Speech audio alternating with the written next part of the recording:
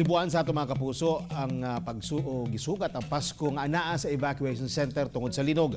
Paunsa kagi sa ulog sa mga biktima ang Pasko. Ato ubanan si Argel Relator sa iyang pag-unong sa duha ka pamilyang biktima sa linog. Kini ang unang hugna sa iyang RTV Presents.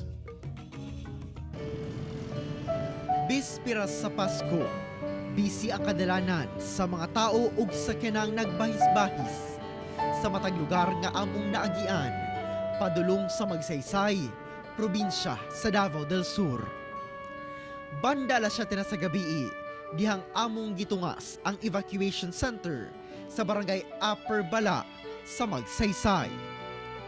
Pag-abot sa maong lugar, nisugat kanamo kining grupo sa mga kabataang bakwitsab nga nanaygon.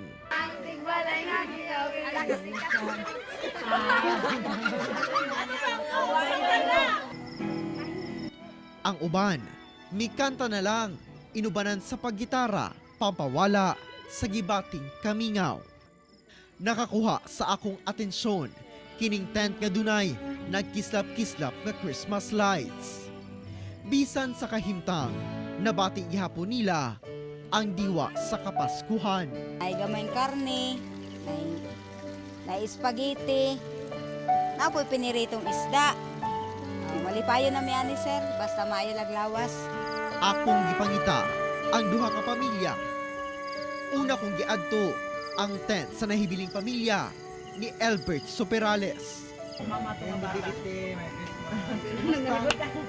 Sa pagsugod pa lang sa akong pakikinabi kaniya, wala gayud niya kapugi ang pagbuhos sa iyang emosyon.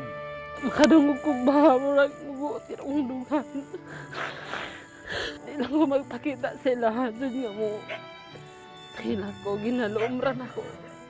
Ang gihandom niya, uban sa iyang duha ka mga anak, karong panahon sa Kapaskuhan. Gani ako ang bata. Inigreunion daw kulang namin. Kaya sa una, kung mag-reunion, may kami manjud. Opat. Kauban si Jojo Solarte sa kamera. Ako si Argel Relator para sa One Mindanao.